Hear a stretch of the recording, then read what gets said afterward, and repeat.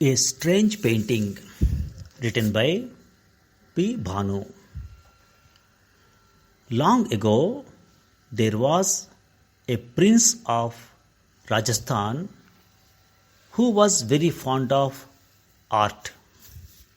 His name was Jayasimha. There was a famous artist at his court. The prince was thinking of having his portrait painted by the artist when unexpectedly the artist died. Since then, his chair at court remained vacant. Now, it happened that a certain artist named Hemachandra, who belonged to the region of Himalaya, arrived in Rajasthan. He was a poor artist seeking for a livelihood. He learned that the court artist of Jaisimha had died and that his seat was still vacant. With the hope of getting engaged by the prince, Hemchandra journeyed across the desert on his mule for 3 days without food and water and arrived at the palace almost dead with fatigue and hunger.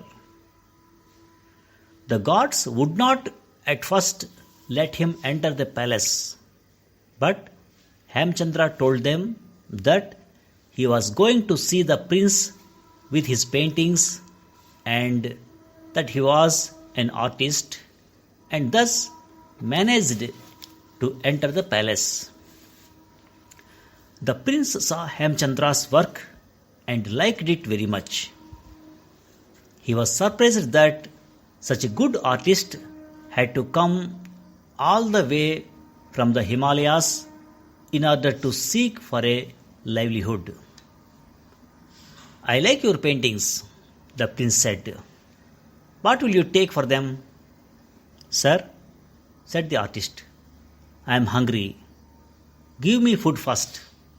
Then, I hear that a certain seat is vacant at your court. Permit me to sit upon it. That is all I want. The prince agreed. He sent the artist to the dining hall where Hemchandra had a delicious repast. His mule was accommodated in the royal stables. Hemchandra became the state artist. Now that he had a state artist, the prince thought that he could have his portrait painted for the ancestral gallery. He said to the artist, on the palace walls hang the portraits of all my ancestors. Paint my portrait so that the future generations will know what I used to like. Very good, my lord, said the artist. I shall not paint you alone. I shall paint Her Majesty by your side. I shall include your ministers, commanders, and all the rest of your court. Good, said the prince. I permit you to do a painting of the entire court.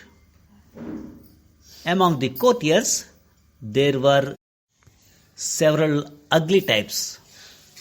Some had large tummies, one had a hump, and another one had a squint. These persons approached Hemchandra and said, paint me slim. Paint me without deformities. Give me a pair of normal eyes, and so on, so forth. These were no requests. The people threatened to have the artist beaten and even put to death if he did not paint them without defects. This thing reached the ears of the prince. He called the state artist and said to him, I want you to paint each one of the courtiers exactly as he is. If I find the slightest alteration in anyone, I shall order you to be hanged. The artist was in a fix. Whatever he might do, death looked imminent. He did not know how to escape. He thought and thought until he decided how to escape danger.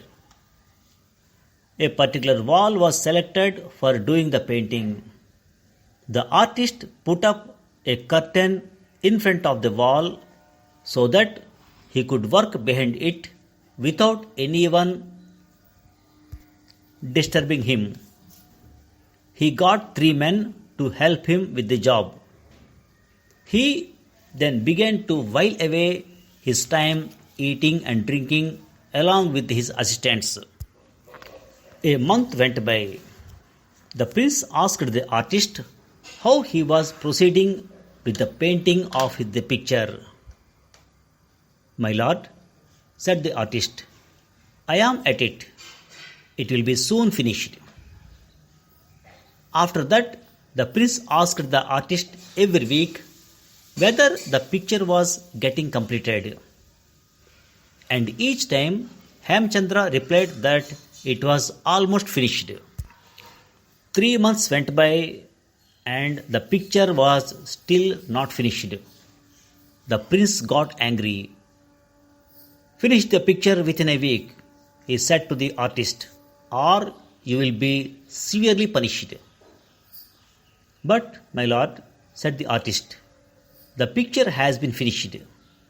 I wish that you will come and witness it tomorrow. The prince was glad to hear that the picture was finished at last. He informed the entire court that the picture would be unveiled next day. At the appointed time, the prince, his queen, and the courtiers arrived to see the picture. The artist stood before the curtain and said, I have painted all of you in this picture. Let each one identify himself. But before I draw the curtain, I must warn you, my painting will be visible only to those of you who are of noble birth. The rest will see nothing.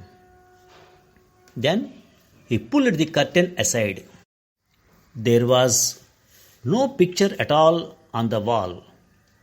But the prince himself hesitated to say that he saw nothing on the wall. Each one of the spectators thought that he alone saw a blank wall while the others could see the picture. At last, the court jester blurted out, How ignoble must have been my birth! I see no painting on the wall. Then the others too came out, saying that they saw no picture on the wall. It was evident that the wily painter had tried to fool the whole court. The prince ground his teeth in rage and said, Base villain, how dare you swindle us? You shall pay for it by hanging by the nose. Hemchandra was not perturbed. My lord, he said humbly, hang me by all means. I knew that I was sure to die in any case. But, sir, do not hang me by a rope of gold, because the goddess of wealth has so much aversion to me that the rope of gold may crumble to bits if you try to hang me by it. The prince could not help smiling when he heard these words. He pardoned the artist and gave the unfortunate artist a quantity of gold and sent him away on his mule. Now, Some of the words used in this story and their meaning. The prince sent the artist to the dining hall where Hamchandra had a delicious repast. Delicious repast means tasty meal. The artist was in a fix. Whatever he might do, death looked imminent. Imminent means about to happen. The artist got 3 men to help him with his job. He then began to while away his time eating and drinking along with his assistants. While away means to spend time in relaxed way. At last, the court jester blurted out, "How ignoble must have been my birth. I see no painting on the wall." Ignoble means not honorable. Hamchandra was not perturbed. Perturb means worry. Here, he was not worried. "My lord," he said humbly, "hang me by all means. I knew that I was sure to die in any case. But, sir, do not hang me by rope of gold, because the goddess of wealth has so much aversion to me that the rope of gold may crumble to bits if you try to hang me by it." Thank you very much.